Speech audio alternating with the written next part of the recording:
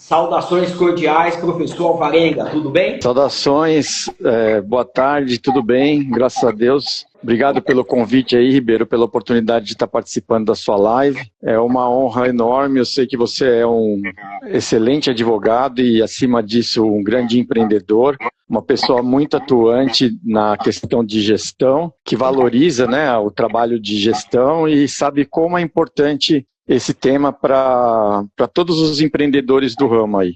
O Brasil é um dos países com mais advogados per capita do mundo, acho que fica só atrás da Índia, alguma coisa assim. Então, é um mercado extremamente competitivo e para você ter sucesso, realmente, você precisa de diferenciais que vão além do know-how e do conhecimento advocatício, né? Então, vamos lá conversar um pouquinho, estou à disposição de vocês. Maravilha. Professor Alvarenga, nós temos aqui alguns minutos para poder instruir, orientar, dar um panorama, né, um overview geral aqui na nossa advocacia. O D. Ribeiro Empreendedor, ele serve para poder orientar, sobretudo em gestão empresarial, os advogados. E aí nós temos aqui a nossa pauta, o nosso tema, né, os fatores chaves para que possamos ter uma advocacia de sucesso.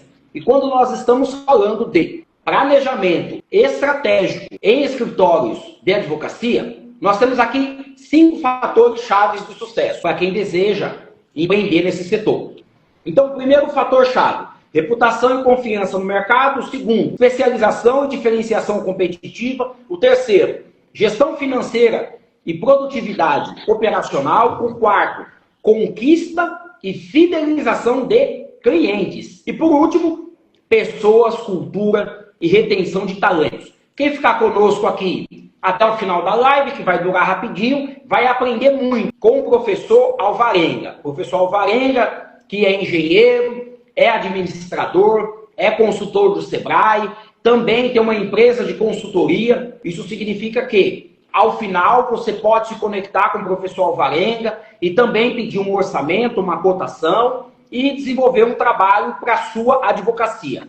Professor, a primeira pergunta: como desenvolver uma reputação e uma confiança no mercado da advocacia, do direito? Muito bem, vamos lá. Então, você colocou muito bem aí o tema, né, que envolve toda a área de planejamento estratégico. Um dos instrumentos é a gente identificar dentro de um planejamento estratégico o que seria fator-chave de sucesso. E aí a gente tem esses 5 fatores aí que você colocou, né, que dentro das ações que você pode pensar para a advocacia, a gente pode pegar esses 5 elementos aí, né? Porque a ideia do planejamento estratégico é exatamente você trazer o futuro para o presente, né? Então, assim, o que eu tenho que fazer hoje para criar aquele futuro que eu desejo? Então, assim, quais as ações são prioritárias? Porque a gente vive hoje aí um excesso de coisas, né? Tudo muito rápido, muita informação, muita atividade, é difícil ter foco, então é importante a gente saber quais são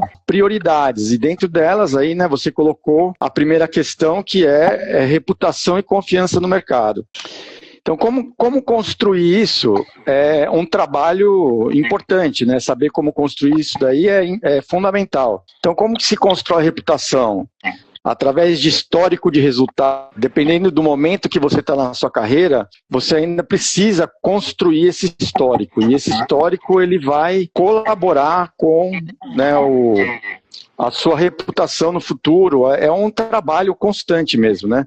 A credibilidade dos sócios, ética e compliance, né, são itens aí, autoridade percebida, qualidade de relacionamento, indicação de clientes e parceiros, tudo isso daí vai construindo reputação. Desculpa, Ribeiro, você tinha uma questão? Era só para dizer, se quando você fala de história, por exemplo, indicação de clientes, igual você falou, por exemplo, pessoas que te avaliam nas redes sociais ou no Google de forma positiva. Tudo isso é computado como sendo um histórico? Exatamente, isso é um histórico que vai trazendo uma autoridade percebida, né? A indicação é um fator crítico aí nessa linha de reputação, né? Porque a pessoa não vai indicar alguém que não confie, né? Então, confiança, autoridade, elas são validadas com a indicação. Então, é realmente um trabalho a ser desenvolvido de forma consciente, essa relação de qualidade com clientes para aumentar em sequência a reputação do escritório. Ou seja, quando nós falamos dessa né, você usou o termo aí, autoridade. O senhor, né, com toda essa formação acadêmica, com décadas, né, de assessoria, tanto como empresário que assessora inúmeras empresas nessa questão de planejamento estratégico, também ser um consultor do Sebrae. Ou seja, eu posso dizer que o senhor também é uma autoridade.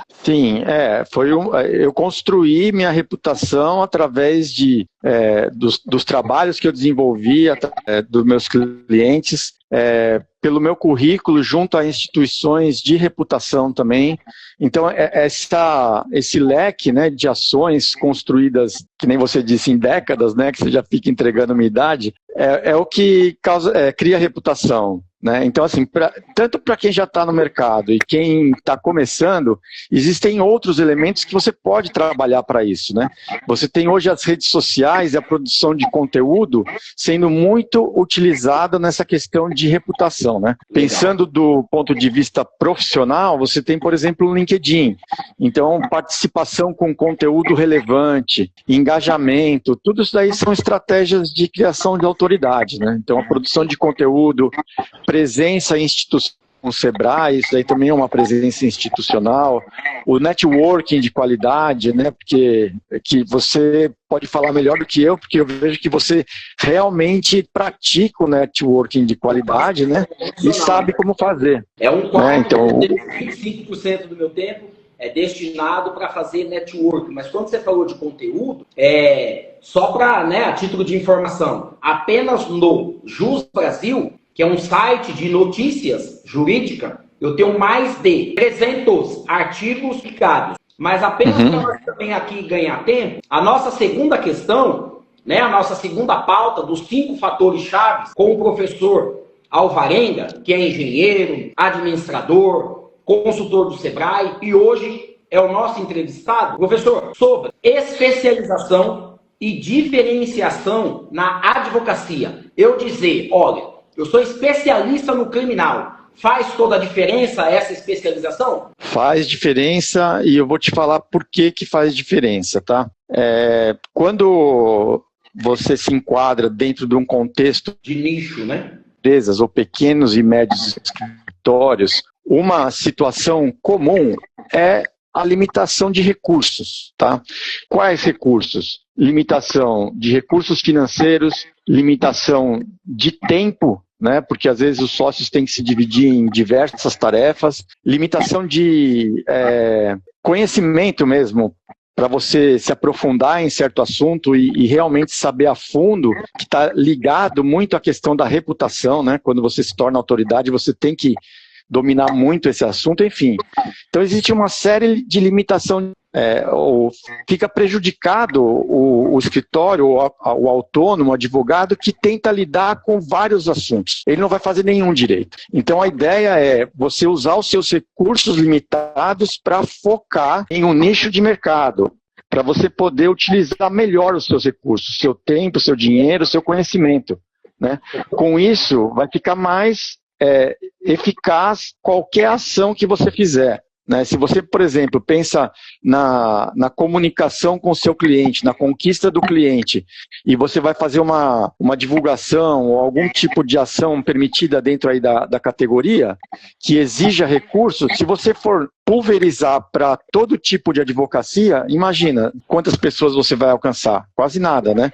A partir do momento que você foca num grupo específico, menor, mais caracterizado, que pensa e se comporta da mesma forma, que tem o mesmo tipo de problema, o seu investimento ele vai ser mais eficaz, entendeu? Você vai ter mais retorno para o investimento dos seus recursos. Então a estratégia de início... Isso. A estratégia de nicho ela é isso, ela vai te ajudar a realmente ter um impacto dentro do seu movimento, mais do que você teria se você pulverizasse e fizesse tudo. Quando você fala de escritório maior, é diferente, né? Quando você tem muito recurso, você tem times especializados, né? Cada time é especializado num nicho. Então, continua a especialização não individual, mas, né, dentro do escritório. Ou seja, eu arriscaria dizer ou falaria com certeza, o advogado individual que tenta fazer todas as áreas é igualzinho um pato. Corre mal, nada mal, voa mal. Exatamente, ele faz tudo e não faz nada direito, é isso aí. Bacana. Só uma observação do nicho, né? Qual nicho escolher, né? Essa questão que, de repente, às vezes é muito difícil para quem está no ramo definir qual é a escolha, qual nicho que eu vou focar. E aí vem um conceito de empreendedorismo também que é importante, é separar a ideia de oportunidade, né? Então, o que é uma oportunidade? É uma ideia com potencial de trazer retorno. Então, existem vários nichos na advocacia e para escolher é importante entender nichos que têm maior demanda, nichos que têm afinidade com a match entre demanda e vocação, e aí sim você pode se destacar nesse segmento. Então a escolha do segmento é importante também. Que top. Caminhando para a nossa terceira chave, né, o nosso terceiro fator, chave de sucesso para a advocacia, para quem está entrando agora, estamos aqui entrevistando o professor Alvarenga Neto no Instagram. Você encontra Alvarenga Neto, consultor empresarial. Professor, gestão financeira e produtividade operacional. Como é que eu equaciono, organizo, que eu toco a gestão financeira no escritório de advocacia? Boa pergunta, né? Então, a importância disso já está... Primeiro, vamos entender um pouquinho só de quais os problemas se você não administra bem o seu negócio, se você não faz uma gestão financeira. Se você consegue acompanhar cobranças e pagamento de cliente, isso vai impactar seu fluxo de caixa. Se você tem um controle de tempo alocado em cada ação que você trabalha, você pode ter problema de precificação inadequada. Você pode distribuir vários processos e se ocupar com essas atividades improdutivas, e isso ser uma carga, né? Então é muito difícil, né? Você pegar e alocar seu tempo para isso. Né? Você tem vários assuntos. Então tem que começar a pensar como gestor mesmo. Como que você resolve isso? Pensar como gestor, entender que você, apesar de organizar o seu negócio em áreas funcionais, onde você assume áreas prioritárias de interface com o cliente, assuntos jurídicos e relacionamento. E as atividades administrativas, elas têm que ser ou desenvolvidas por pessoas do ramo, né, administradores ou assistentes administrativos que você contrata para o seu negócio, ou empresas como a gente tem aqui, né, o Ona Center, a gente tem serviços de BPO financeiro, né, serviços de secretária virtual, onde a gente traz soluções de vai fazer para um escritório do que o escritório contratar um assistente administrativo time, né, que ele vai ter que ficar supervisionando porque não tem o know-how necessário e vai custar caro, porque é um funcionário tempo integral. Então a terceirização te permite ter um custo-benefício maior, onde você tem processos mais estruturados, desenvolvido por pessoas mais sêniores e por um custo mais acessível, tirando, né, esse peso aditivo com eficiência, né, para você e resolvendo essa questão do como, né, trabalhar toda essa gestão financeira e produtividade. Seria trazer um apoio mesmo. Ou seja, você terceiriza o financeiro e você foca naquilo que você é bom, que é advogado. Não é isso? Exatamente. Isso. E daí quem tiver interesse, te encaminha uma apresentação desse tipo de serviço para vocês. Legal, que top. Então, dos 5 fatores chaves de sucesso para quem quer desenvolver o seu planejamento estratégico na advocacia, estamos aqui entrevistando o professor Alvarenga. O primeiro é reputação e confiança no mercado. O segundo é especialização e diferenciação competitiva. O terceiro, gestão financeira e produtividade operacional. O quarto, conquista e fidelização de clientes. Professor Alvarenga, temos no Brasil 1,5 milhão de advogados. Como conquistar? E veja, está nascendo menos pessoas. Na próxima década, nós teremos menos, ou seja, se continuar assim, a humanidade vai extinguir, porque hoje ninguém quer ter filho. E aí, tendo feito esse disclaimer, veja, como é que eu conquisto e fidelizo o meu cliente na advocacia? Exatamente, é um desafio aí de marketing, né? Toda essa relação comercial, pensar em clientes com recorrência, né? Dependendo do seu segmento, você tem clientes mais recorrentes do que outros, né? Inclusive, eu acho que a sua perspectiva nesse assunto, Ribeiro, seria importante. A gente estava conversando ainda há pouco, né, hoje de manhã, no nosso treino matinal, Boa. sobre